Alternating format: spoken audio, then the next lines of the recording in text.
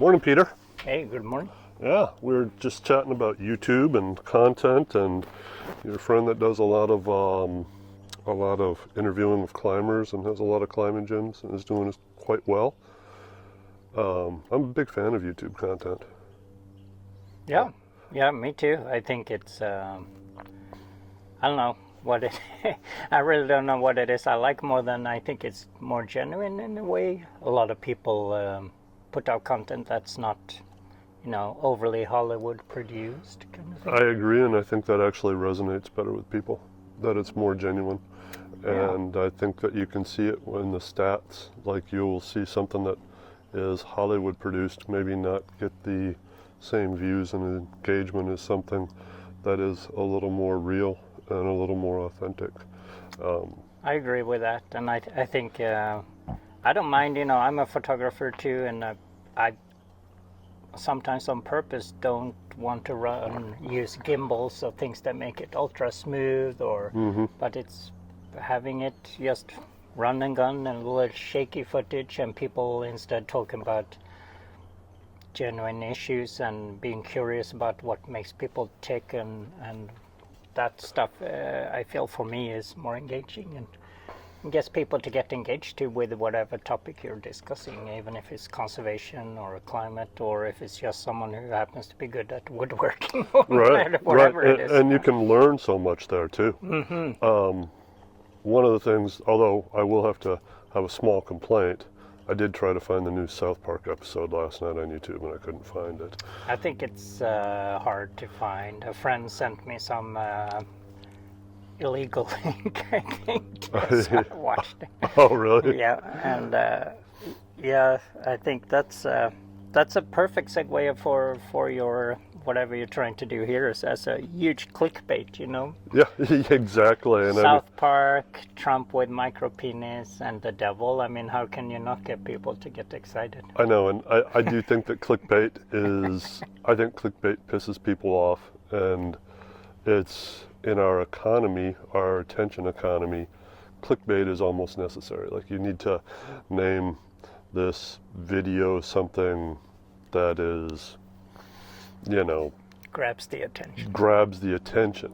Yeah. But at some level, I think clickbait is also a bit disrespectful of the user base. Oh, 100%. Yeah. Especially like you see, say, on Facebook, you see a ton of these articles come through, and they give you just a little bit, but then they don't. And then it's like, well, click here for the article or pay. And then a lot of times you go to the comments and someone's like, here's what the article says. I think as wonderful as all these, online things is, YouTube included, it's really easy to piss people off. It is. Including myself. If I go, like, oh, that sounds interesting, and then you come to some freaking paywall, and then you're already pissed off. And, so I think it's, it goes all over the place. Well, this content generation and conservation is a excellent segue in. Because last night we mentioned, a guy that I follow, Chad Brown, and you know him personally, and what kind of impact the work he does, or the work that he's doing, has on helping preserve wild places like the Arctic. And before we get in, maybe you should tell a little bit about yourself, because you have a bit of knowledge in Arctic and oceanography and northern climates and all that. Yeah, I'm not that interesting. I am a physical oceanographer, so I used to work a lot in the Arctic and Antarctica on icebreakers and do big ocean science stuff at both poles for quite a while. But really, I ended up doing that because I was an ice climber, and I climbed a lot in northern Norway with my friend Johnny back in Sweden a long time ago. I grew up in Sweden, and as you can hear from my mid-Texan accent. Yeah. You really got that drawl going on. Howdy, partner. Everyone tells me not to try to say all y'all and stuff because it doesn't come out right. Anyway, so I was climbing ice a lot in northern Scandinavia, mostly Norway, and got really fascinated by ice, both as a medium climbing on frozen waterfalls, but also looking out over the Arctic and sea ice. And I was like, man, that is just really interesting, and I would love to learn more. And I was a high school dropout, probably the only one in Sweden. Really? Yeah, I was more interested in climbing and running after girls than I was schoolwork at the time. And my mom gave me an ultimatum, like, either I know you can do good in school, you're smart, or you go and get a job. So I got out of high school when I was 1 or 2 years in, and then started working in busting tables and waiting and stuff, anything to make money to feed my climbing habit.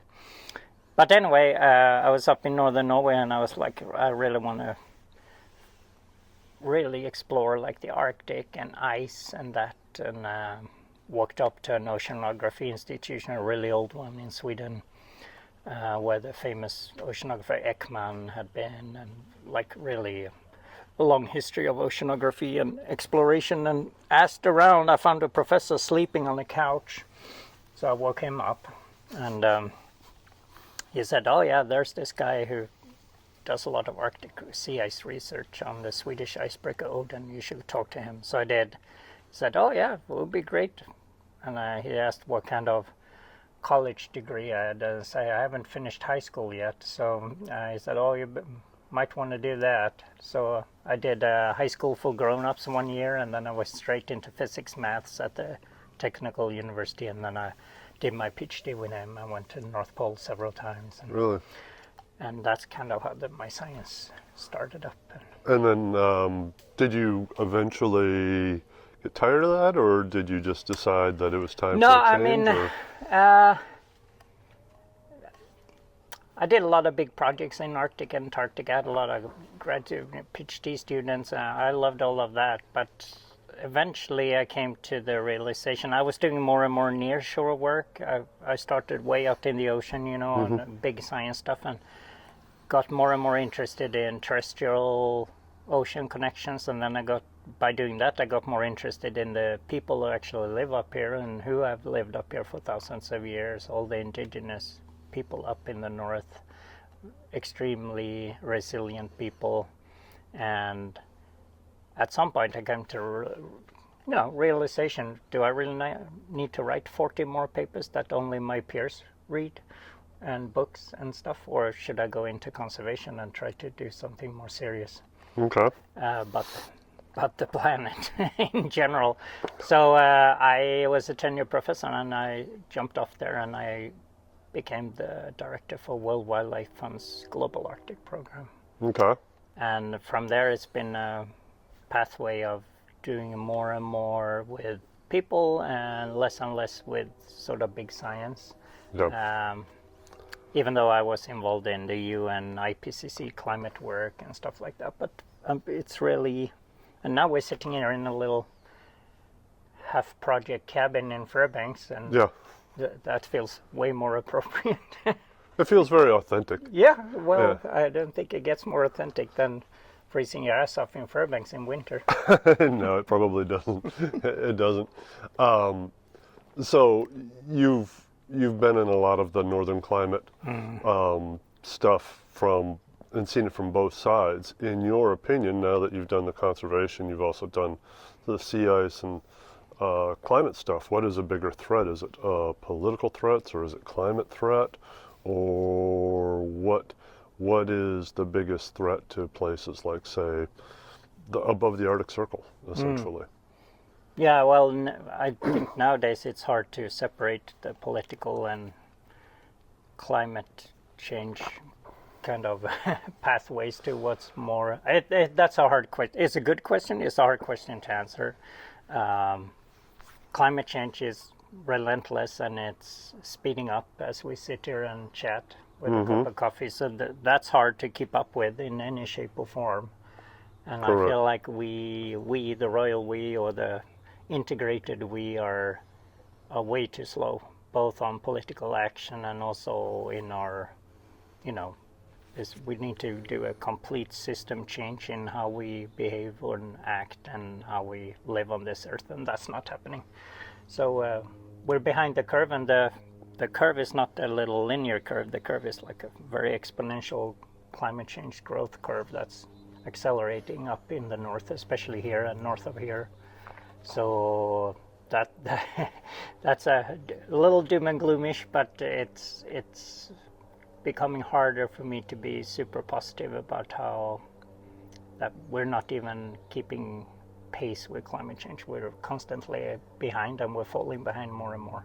I mean, like my house, which is in the lower 48 and in the mountains, there's it's been fairly stark, the difference.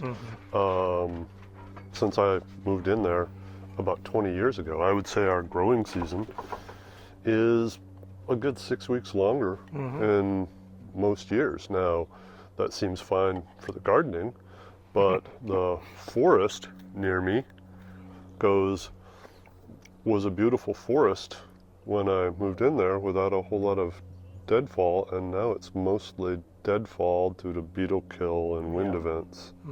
And it's getting, dare I say it, rather barren. Yeah, and then you got wildfires on top of that, and yeah, there's a lot going on up here. I mean, just north of Fairbanks, we have the Brooks Range, the big mountain ridge separating us and the Arctic, and above there we have the coastal plains, which are home for caribou and other keystone species. And this whole area is just, I've only lived in Fairbanks since 2008, so it's a little less than 20 years, and the change is just remarkable, and that's a blip of a time period in climate. It is. And really, when I started doing science, we had all these grandiose ideas that things were very stable, like the Greenland ice sheet is just a huge chunk of ice, and there's no way we're going to ever see any change in that in our lifetime or beyond several generations, and a couple of years into that, we're like, oh shit, the things are really changing on the Greenland ice sheet. It's melting a lot faster than we thought, and it's spewing out fresh water into the North Atlantic, and we're like, wow. And we said, well, that's probably not going to change the acceleration of ice being calving into the sea, because it's such a big chunk. And then a couple of years later, we're like, oh, holy moly, so, and the climate models were constantly underestimating the rate of change in the Arctic. So we were like, I feel like both on the science side and politically and action side, we were just constantly underestimating and being, even as, what we consider ourselves, like, oh, we're good scientists, we know what's going on. I was like completely caught with our pants down over and over. So that's been an interesting thing to be part of.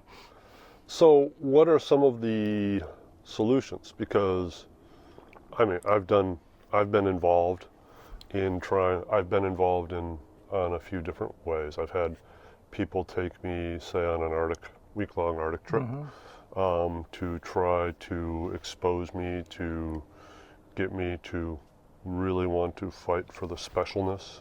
And I mean, that works. It does, but I'm one person. That's a small person. Yeah. And then you have guys like, say, Chad Brown, who's doing films and content and stuff like that. What are the solutions that can move the needle on that? Oh, I mean, there's so much there to unwrap, but I think the kind of work that, say, Chad Brown does is, I think, really impactful. He's bringing people up to the Arctic that usually either wouldn't have access to a place like that, or have the means to go there, or, they might read about it in the papers, but they don't have a sense for what it is like being there. Right. And then taking, in Chad's case, it takes a lot of like BIPOC people up, inner city folks, and I think that's an amazing, powerful thing to do.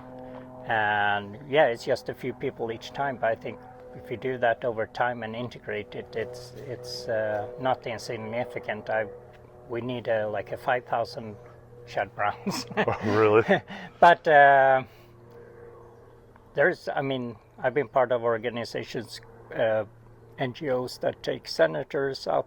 I've done that, and other decision makers up in the Arctic. We'll let them experience the place firsthand and understand the vastness of the landscape, how fragile it is at the same time, encounter thousands of caribou migrating past them, watching, interior grizzly bears struggle, finding food, all the things you see up there. And it's not until then when you can really get the full comprehension of the scale of the problem and also the scale of these beautiful wilderness areas. And I think that's important. I think there's been an over-reliance of bringing people up that we already know are sort of... Are probably supporting it. Yeah. Or at least very support curious. I think the conservation community in general has kind of missed the ball a little on, like, you don't need to change the people that already are supporting the cause. You need to change the other side, that are... And how you do that is a whole different ball of problems. How do you... So a lot of people smarter than me have been thinking a lot about that. Is it like you take some senator from the South, say Louisiana, up, and because they're still going to likely vote with, at least in U.S. politics, with whatever the POTUS wants them to vote at that point, or is it that you have to get different senators elected by getting the people to elect someone else, which once again, if we're using Louisiana as an example, that's highly unlikely to happen. Well, I think the ultimate goal is to get the large chunk of the people, the masses, to understand or at least grasp the concept of what we're facing, both in the U.S., in the Arctic, and elsewhere. And that's really where the only real big change can come from, grassroots up, I feel like. So there is a Chad Brown component there. Absolutely, for sure. 100%. So that's why what he is doing and other filmmakers and other people that work on other angles are so important. Right now, of course, I'm not a politician or a political expert, but I grew up in Sweden where we have a different political system, and here it's just so polarized and binary, 1 and 0, that it seems very entrenched. And it's hard to imagine currently that you would be able to do much there. But I do think on some bills, I do think there are, for protecting public lands and wilderness areas, I do think there is a chance there to have decision makers, politicians that are on the other side vote for protecting those public lands. Well, we did have some wins in that. Yeah. Let's not be all doom and gloom. There were some wins earlier this year because there were some attempts to sell off some federal lands. Yep. And of course, everyone's favorite senator that I think most people in the conservation world think is a real asshat, for lack of a better term, but he always is trying to do that, and a lot of people came together and that stuff was removed due to unpopularity. But you aren't able to that's good there, but that's just really keeping like where you're at. It's not like, say, making progress on the things playing you're losing. defense, which you have to do, and we've been playing a lot of defense for a long time, but that's kind of what the conservation world was had to do for a while.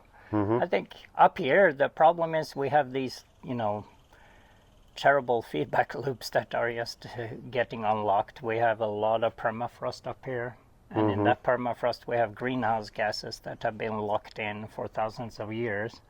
And the permafrost is thawing at a more increased, faster and faster. And we get wildfires now up in the Arctic that we never used to have. like real wildfires, and they can burn underground for years. Oh, really? Oh yeah, because it's like really peaty and rich material, full of methane and carbon dioxide that's being released, and those feedback loops are super strong. And once we unlock some of that, that's hard to imagine what can happen. So that brings all these things to a point, especially up here. My old cabin where my son lives now, we get these geysers now in the driveway. We have like fountains, mini Bellagio in the driveway from permafrost. Ice lens is pushing and falling, and it's just squirting water out of the driveway. And Really? yeah, and my son is having to level his cabin now again this year because it's just, it's hard to live on permafrost. And so when you live in a place like this, it's definitely in your face on a daily basis, summer and winter, and it's hard to ignore what's going on, even if you want to. And it does seem that there's a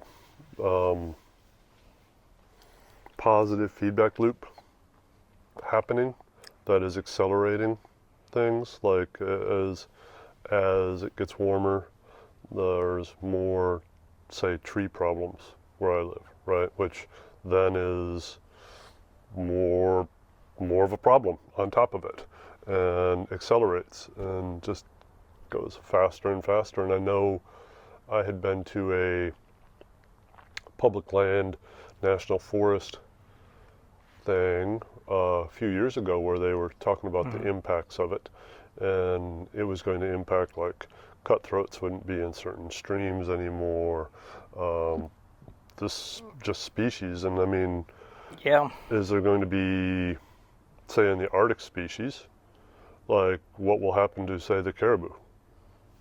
Yeah, caribou, polar bears, a lot of the big charismatic species, Yeah. that is hard to not run into up here. I mean, all their habitats are shrinking. Polar bears and ring seals and other keystone species in the marine environment it's not hard to understand. I think that, as sea ice disappears, they're very sea ice dependent species. We have a lot of those. Mm-hmm. And there's been good studies on polar bears where their energetics, the budget doesn't add up for polar bears without sea ice. They are pushed to land and more over longer periods, and the food source there is just not, it doesn't add up for them. They need to eat a fat, beautiful seal quite often to be able to sustain themselves, and they can't eat ground squirrels and roots and whatever else they find on land. It's not going to sustain them. They can't suffice the way. No, and they have to swim further to get to ice, and seals, and the seals are struggling too because they need ice. So it's kind of one of those cascading effects. So any sea ice dependent species, walrus, seals, polar bears, as an example, are all walruses. So you doing mass haul outs now on land. They used to live on the ice, multi-year ice, big ice platforms, and rest on there, and then they have instant access to food on the seafloor. And now they're hauling out on land, which has a lot of problems associated with it. If you have big haul outs, they're very skittish walrus, so they get scared easily, and they start these stampedes, and a lot of walrus get killed by themselves stampeding. And Oh, really? oh yeah, there's all these things we're observing that are more or less all to do with losing the sea ice component. And caribou, up north of here, are extremely dependent on healthy tundra ecosystems. They are. And that is shrinking too. So to the north, they're bounded by the Arctic Ocean. They can't go any further north. Land stops there, even though sometimes they migrate on sea ice out to some islands, but that's kind of the end of it. And to the south, we have shrubification of the tundra now. So we have all these shrubs and bushes that are growing north. Beavers are following up north with really? climate change and change in the landscape. And so the from north and south. North is fixed and the southern end is shrinking, so their habitats is shrinking at the same time. You know, they're experiencing traumatic events such as we have rain on snow events now. Never used to have them here, and almost every other year or every year now we get, you know, last winter we went from -40 to +40 in 2 days, and then it rained, and then you freeze a big chunk of ice on top of everything, which is annoying for people to drive on, but more than annoying for species. You know, they can't access the food source. And yeah, as annoyed as people get, imagine if all your food was under the ice. If your Fred Meyer's bags are under that, Yeah. you'd be pretty pissed off. Yeah, exactly. Where's my sausage? It's frozen under this. You got to chip away, buddy. And if you, instead of hands and a power tool or an ice axe, you only have a little tiny ice chipper, and it would take you 4 weeks to get to your Fred Meyer sausage, you'd be more than pissed off. You'd be starving, and that's what's... Yeah, that'd start being a calorie negative event, for sure. sure. Yeah, and that's sort of what's happening to caribou and moose too. Moose around Fairbanks got really pissed off with and they have a hard time getting to food too, and then they're on the winter trails, and now there's like conflict, human wildlife conflict. You know, people are out fat biking here or on the super angry moose because there's ice everywhere, and now we're all on the same trail, so there's a lot of those things going on as well. Big changes, big impact for the people who live on the land, especially indigenous communities. A lot of communities up here rely on healthy salmon returns, including on the Yukon and its tributaries. They've been having fish camps for thousands of years, and Yukon kings aren't just returning anymore. What is happening? Are they just not making it, or are they, or what? Probably a combination of bycatch. A lot of it is bycatch. Yeah. That means we have a big trawler fleet that is vacuum cleaning the ocean for, say, pollock. Yeah. For I don't know, fish patties at McDonald's or something, or dog food or whatever it is. For the McFish sandwich. McFish sandwich, or and whatever. then when they do that, they catch salmon and other species, and they just throw them overboard and they die. And that bycatch is really big. Yeah. My guess is about 50% of the reason or more for non-returning salmon is bycatch. Ooh. So that's a huge problem. It's a well-known problem. It's a problem that actually could have a fix, but... Okay, what's the fix? The fix is to ban large-scale trawling, which is a billion-dollar industry, so now... Is there another way? Unpopular. Is there another way to get the fish for the McFish or sandwich or whatever it's called? I mean, there's a lot of really good small-scale sustainable fisheries in Alaska. There is. Oh yeah, longliner associations and small-scale seining, and I mean, we have one of the best managed salmon fisheries in the world in Bristol Bay. It's been going strong, and a lot of small-scale fisheries families or companies are doing really, really well. Pollock, I'm sure there are ways to deal with that without destroying the entire environment. I'm sure there are restrictions to net size. There's restrictions you can do to how much fish you can pull out. That's a problem that's semi-fixable, I feel like, but the political will is probably not there because it's big money. And there are foreign trawlers, but there's also a lot of U.S. trawlers, Seattle-based trawlers and others that come up and do the same thing. Yeah, some of that's the political will, right? Like there's the solution. You want to go inside? There's nothing in there. Is she muddy? No, she's fine. Okay. I'll let her in. She wants to explore the...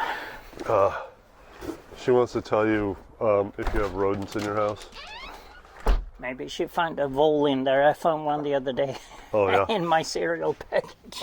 It's the fattest vole I've ever seen. Oh, yeah.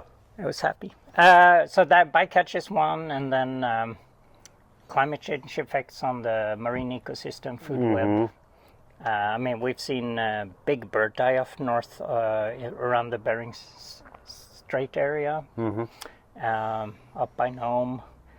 Hundreds of thousands of birds that flush up on the beach, and those are murres, and they're, for instance, and they are deep diving birds. And when the ocean heats up and we get changes in the upper stratification, the food source is way deeper down in the water column, and they just can't dive deep enough to find their food. So they starve to death.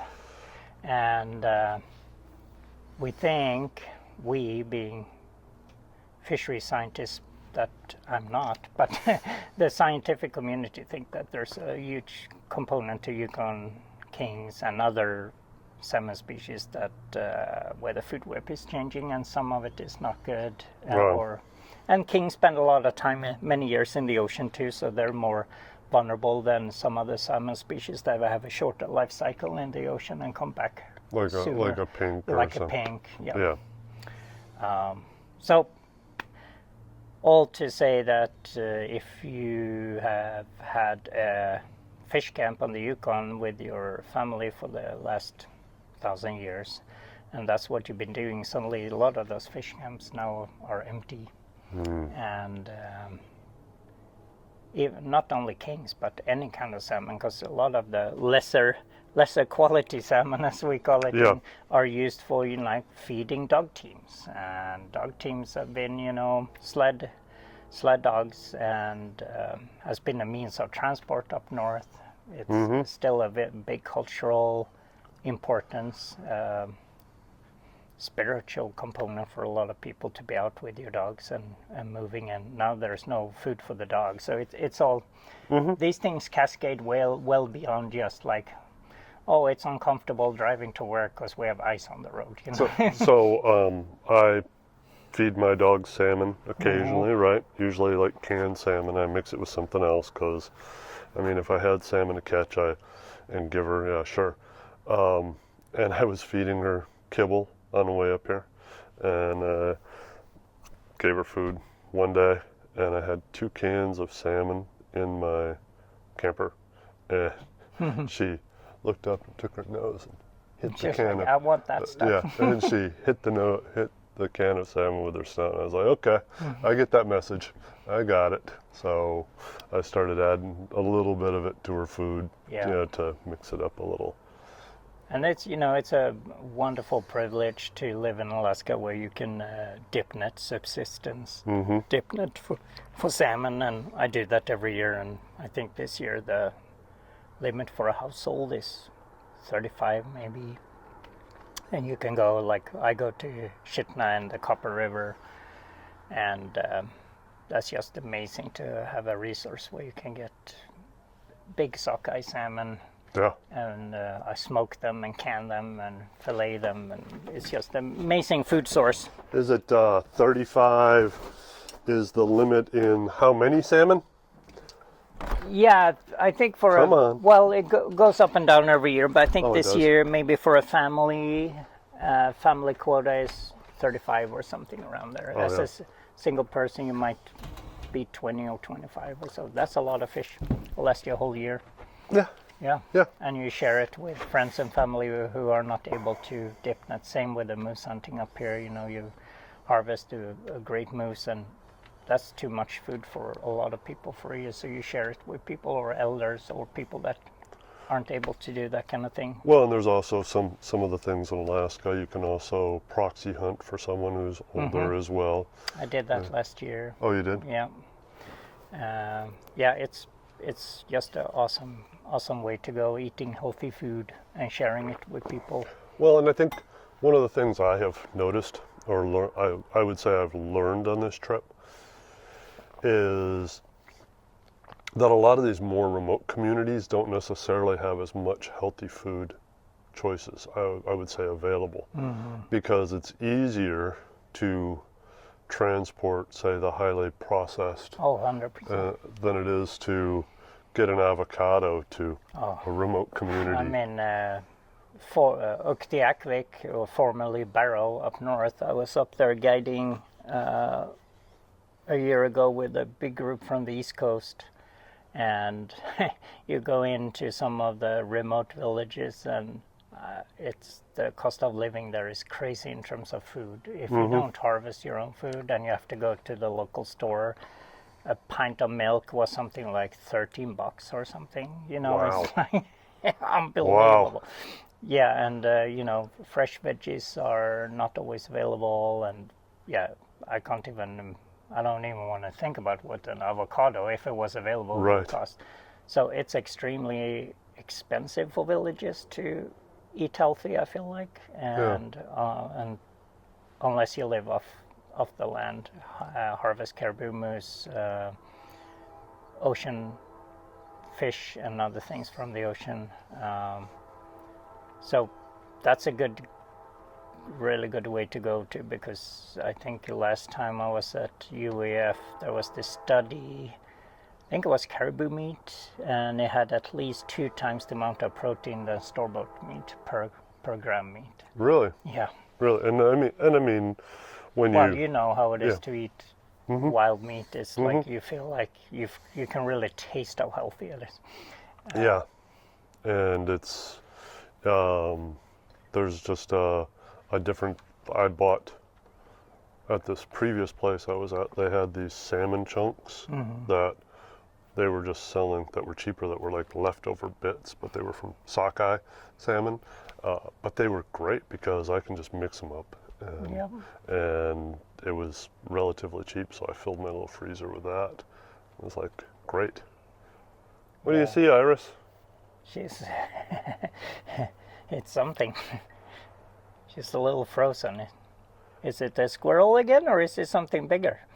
Maybe a ptarmigan. So now people are going to see the bulk of this video and assume that we met somewhere up here, but the funny thing is we didn't didn't at all. No, we met way south of here, like almost in Mexico.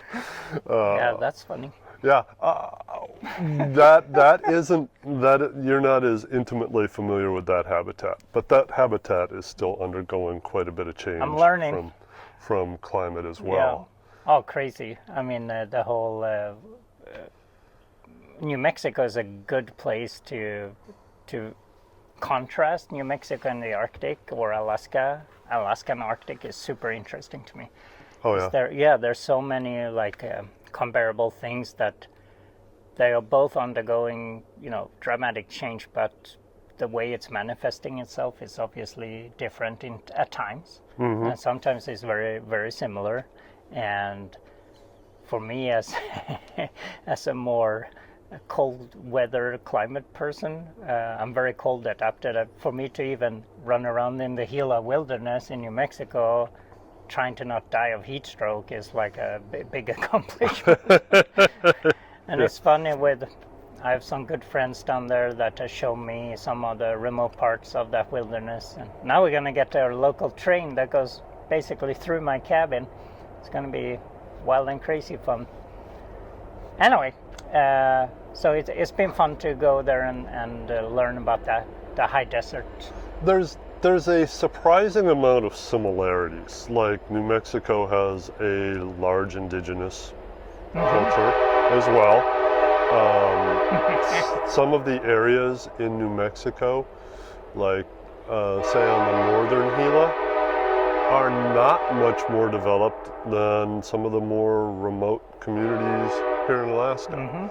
They aren't a whole lot different than, say, Copper Center.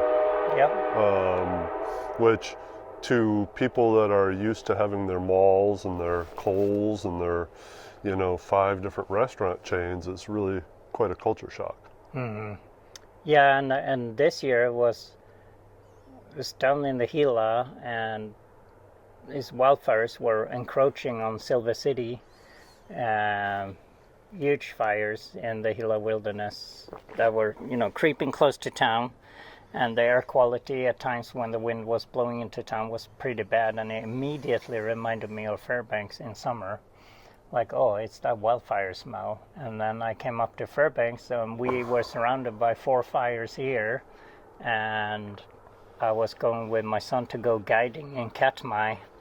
And we couldn't even drive down the Park Sideway. It was closed, so we couldn't drive the normal way. So I had to drive via Glen Allen to get down to the Kenai Peninsula. That's a real long drive. That's a long way around. So the fact that she's she's taking off. I think this is the most entertaining thing about this is watching the dog go after all these things. This is almost caveman TV too. Yeah, you throw a little fireplace, and all of a sudden you. So being down there watching wildfires roam, and then being up here being surrounded by wildfires, and at some point I feel like no matter where you go, there's stuff going on. Well, and I had wildfires around my house too, which concerned me as well.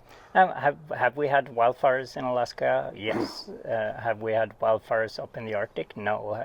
Have we had wildfires that are this many for this long? No. And once they get to, again, we have this very rich permafrost called Yadoma. Mm-hmm. And that has so much greenhouse gases in it. So if we don't find a way to not have wildfires ravage on that and help thaw up that permafrost layer, that alone will be an amazingly large boost to greenhouse gases in the atmosphere. So those are the things that kind of like... Which is going to accelerate stuff. Yeah, and there's been really good work that was led by Gwich'in people, actually. Edward Alexander is one of their representatives with the Gwich'in Council International, and they have been championing like wildfires and the importance of managing them within the Arctic Council for quite a while now. So by managing them, meaning that, because in the lower 48, a lot, and I'm sure in mainland Alaska too, a lot of what they say is that, well, we had managed fires too much instead of letting them burn. And part of the problem is that we've let these forests get very unhealthy over time, so they're going to have bigger wildfires. When talk about managing them in the Arctic, is it more about trying to minimize them, or which is it on that? Especially in the Yukon area, I think what's happened was that the managers of that area were like, oh, it's just a wildfire, there are no real structures, we're just going to let it burn. Mm-hmm. And now they've been educated by, for instance, the Gwich'in people directly and say, hey, maybe it's a good idea not to let it burn because there are, all these greenhouse gases are being released and it's impacting the lands in a different way. And so now I think there was a active, response last year, where they actually no, we're going to suppress this fire as quickly as possible because we don't want to have these extra effects happening. So that's one example, which I think is really cool, where you have indigenous people educating, management operations that, you guys should have there are other things going on here, and then they actually change their policy and do something about it. That's a cool feedback loop. Well, they've been much more connected to the land forever, and that's been just a part of their, you recommended a book to me, the Ordinary Wolves book, and the dichotomy of, that he's part of society versus where he came from seemed to, I would say, be much more in tune with the land is pretty powerful in that regard. And when you are out there living much more closely to a subsistence lifestyle, which my assumption is going to be that a lot of the Gwich'in are still much more closely aligned with that, partially because they probably almost have to be due to the cost of getting certain things, that they end up having being much tighter connected to it and having different observations. Yeah, and I think it's an ongoing work for the Western science community to embrace that knowledge and multi-generational knowledge, and at minimum try to have some sort of co-production going on. And that's come a ways, but it's still got ways to go. So let's switch gears a little bit to you have a guiding business. Do you feel that the guiding business, you're going to Katmai, taking people up, bear viewing, do you feel that that has a similar impact to, say, some of the work that, say, Chad Brown is doing? Yeah, I do. I think I still haven't met someone that goes to, and we only take people to extremely remote places in Katmai. We don't go to the tourist spots that are now overrun, like Brooks Falls, where, have a queue system, and it feels, starting to feel a little bit like Disneyland down there. Isn't that like the end game for capitalism everywhere, is to be Disneyland? It seems like it. I'm still here in Goldstream Valley, outside Fairbanks is still very non-Disney. I'm not trying to be anti-capitalism, but it seems like if you leave it to its own regards, it ends up at Disneyland almost more often than not. But taking small intimate groups out to very remote, very wild places in Alaska and having people stay there for a significant time, like we are out there at least 5 days with a group. 4 nights, 5 days at minimum, and not only do people have a day to wash off all the stress from regular life, wherever they came from, offices or emails or whatever it is, and then watch them get sort of integrated in that landscape. You become one of the landscape when you're base camping and doing these day hikes. After a while, you just sit in camp and watch this beautiful glacier calve, and at the same time a coastal brown bear walks by you, and that bear has never seen a human before and is acting like the most mellowest bear ever, because it's the king of the hill, and we might as well be mosquitoes, and just for people to interact in that and have birds land on their leg while they're sitting in camp and just listen to silence, having a appreciation for how quiet nature can be. All of those things, I think, and watching wildlife uninterrupted behave like they do without being accustomed to human presence. Being very in the moment. Yeah, and I think that people come back, and I haven't met a single person that I've taken out there that aren't completely either transformed or keep asking me, like, how can I help to make sure this is something that will remain this way, that future generations will be able to. And so I usually give them a list of, say, NGOs they can support, or things that I think are important to get involved with, or volunteer their time on. So I think that's a big reason why I do that guiding. I mean, it's not a monetizing thing, because I don't make a lot of money from it. But being out there with these people and sharing that is just really, I'm watching people just like ice our biggest dinner plates, Right. And that's extremely satisfying. Yeah, you showed me photos of your camp, and what a marvelous area.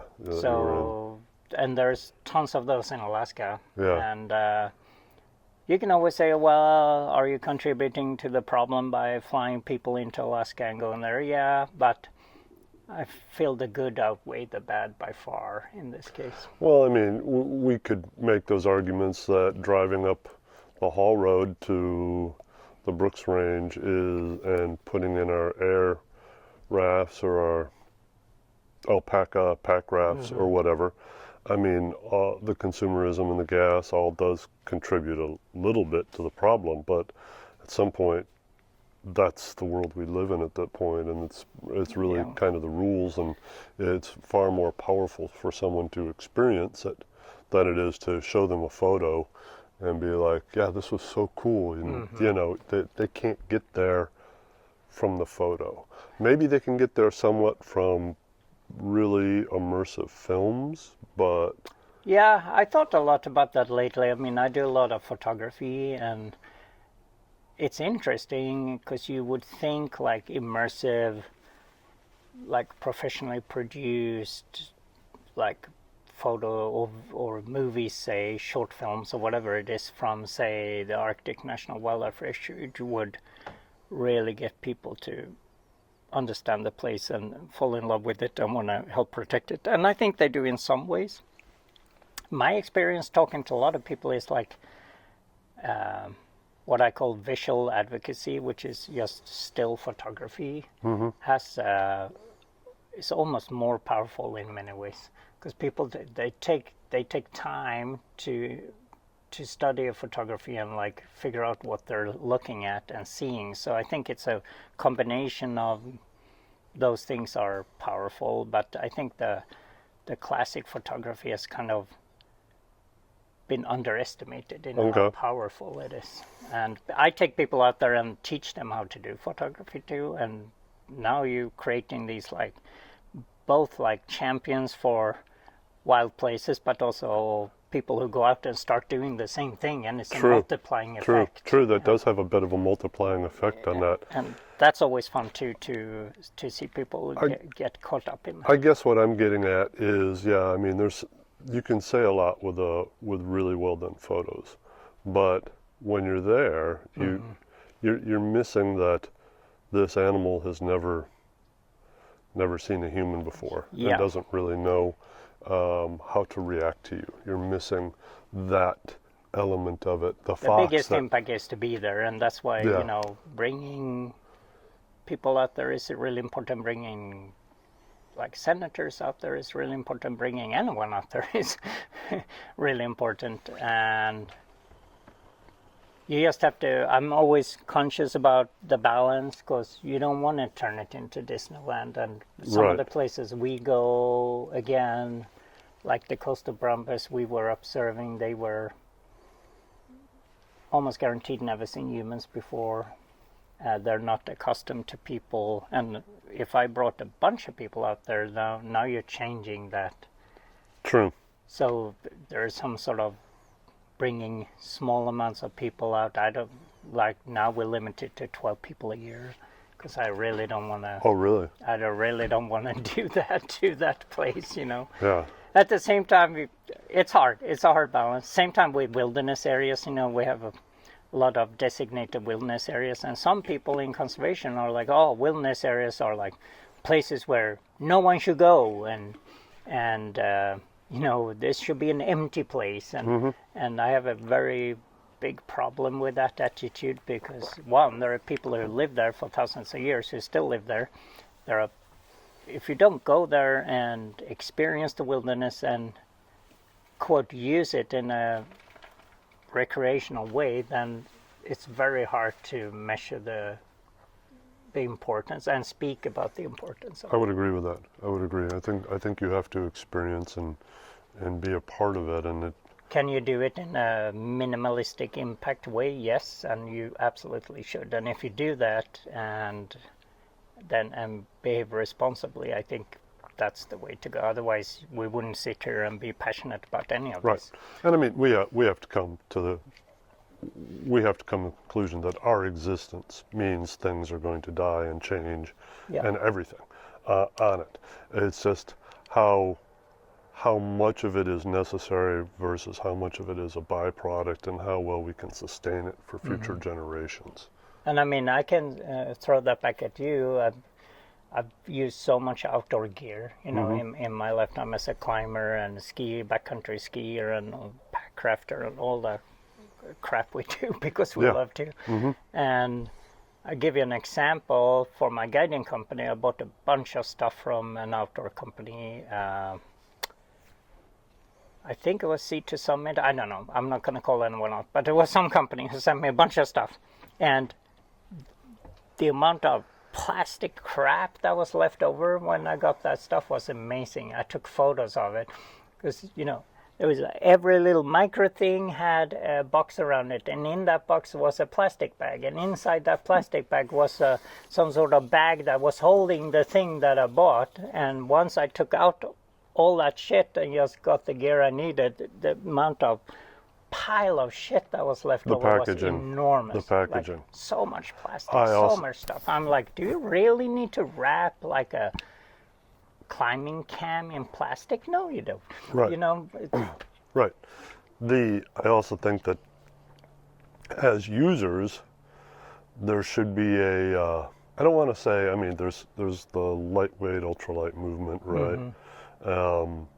And I think there's a balance in those things, but I've always thought that, you know, the thing of like, well, this tent's going to last you one good hike, that's like, you're sending someone out into the woods with a tent that you're telling is going to last them Colorado Trail through hike, and then they throw it away. So they're experiencing nature. They want to be part of nature. They probably want to minimize their impact, but they're using a good that is built so poorly to save a little bit of weight that it's going to create a whole I another agree. need. I mean, as an alpinist, I used the lightest stuff available, but a lot of it would, even one climb could trash some of the stuff. You come back with tons of holes. Yeah. And I'm like, you know, I'd rather buy something that's a little heavier that might last a while. I mean, I'm from Sweden, so obviously I grew up with a Hilleberg tent. We still have the same freaking tent, you know, like 30 years later. Yeah. It's got patched in the bottom twice, that's about it. Is that the one that you broke the poles on Elias? Yeah. Oh, really? Yeah. So, I mean, there's something to be said about still trying to buy and build gear, in your case, that lasts a while. I think there is a big... Maybe not best business. that is what I will say there. That it might not be the best business thing. I have had someone say to me that one of the problems they thought was happening in the outdoor industry recently was that companies were building too good of gear that didn't need to be replaced as often. And it's like, well, if that's the problem, I don't know, I would stand on the side of building something that lasts people 10, 15 years versus standing on the side of, I can sell more if I give them something that lasts a little, a year or two. No. Yeah, you would hope that by building solid gear, you get people that support you, and the rumor or the word gets out, and then you get new customers instead. Yeah, exactly. But I think the outdoor industry has a lot to think about with the impact and what they do as well. I know there's companies out there that give back to conservation efforts, and when they become big enough to be able to afford it. And I think that's a great way to go. I've seen it in climbing too, with, you know, access issues to climbing areas, for instance, and a lot of people working on that. So there's a lot of really good work being done out there, and so it's not all doom and gloom. And there is, and I think that there's more work that could be done, and the outdoor industry as a whole could do a better job with leading, although some of the companies have done a very good job. But there's also, I mean, there's a lot of cancel culture, and sometimes you have people that are criticizing just about every company, no matter on if they're supporting issues or if they're not. Like they can be